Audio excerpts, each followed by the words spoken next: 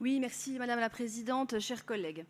Moi, je crois que pour ce dossier, il est important de revenir également sur la situation du marché automobile à l'échelle internationale, qui, on le sait tous très bien, a à gérer des mutations absolument inégalées dans la période que nous traversons, et ce, à plusieurs titres. Le premier point, c'est qu'évidemment, et il faut le dire, le rapport à la voiture, le rapport de tout un chacun à la voiture évolue, a changé et de façon extrêmement forte ces dernières années.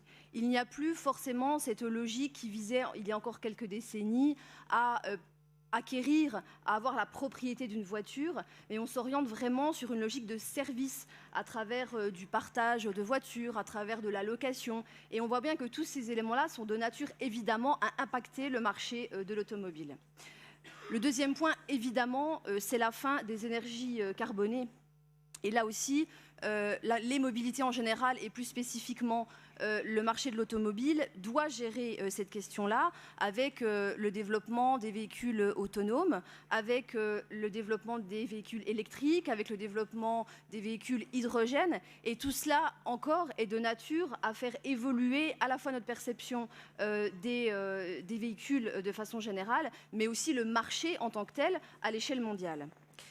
Et enfin, le troisième point, qui là aussi rejoint le deuxième, c'est que nous avons un bouleversement mondial dans toutes les zones de production qui existent aujourd'hui.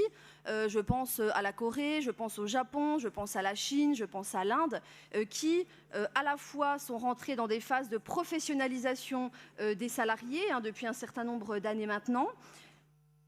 Ces pays font face également à l'émergence de leur classe moyenne, avec un marché là aussi qui explose dans ces pays-là et qui de fait induit des volumes considérables de production, ce qui permet de réduire fortement les coûts d'industrialisation.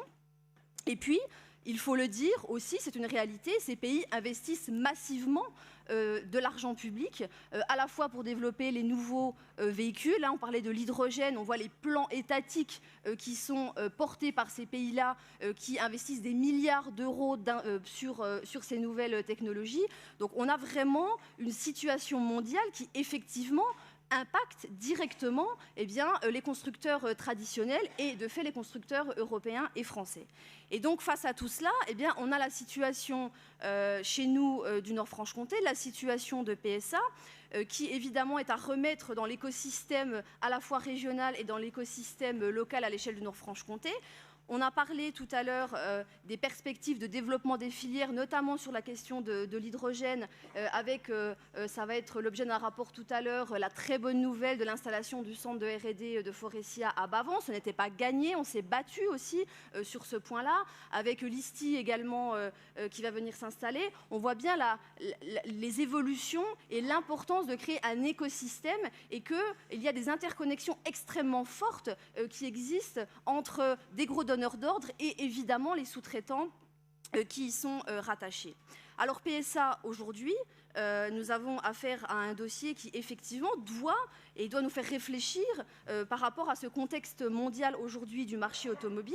Et nous, la région, avons évidemment un rôle prédominant à jouer dans tout cela en termes d'organisation et au terme évidemment de notre compétence développement économique.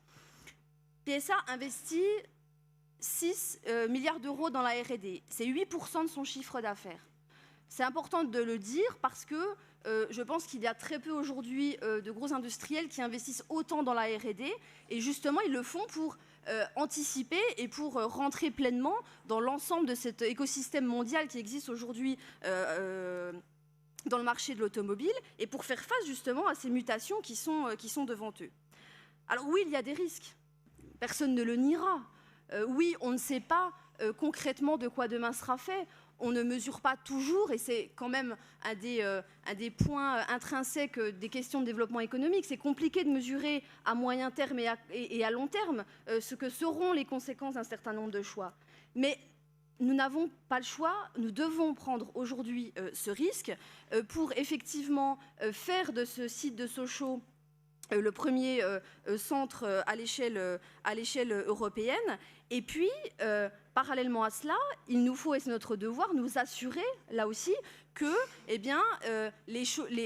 toute la vigilance qui est de mise en matière d'emploi, en matière de formation, en matière d'insertion professionnelle des jeunes, en matière de sécurisation des parcours professionnels, soit posée, soit écrit. Et je crois que les éléments qui nous ont été donnés et rappelés tout à l'heure par Madame la Présidente sont de nature à nous rassurer à minima à moyen terme, sur les perspectives de ce site, sur l'impact qu'aura évidemment l'ensemble de ces transitions de façon locale pour tout le bassin d'emploi du Nord-Franche-Comté et donc pour tout l'ensemble de la sous-traitance. Donc je crois que ce choix est un choix de raison, ce choix est un choix responsable aujourd'hui pour la région Bourgogne-Franche-Comté et donc il nous faut évidemment soutenir ce projet de PSA.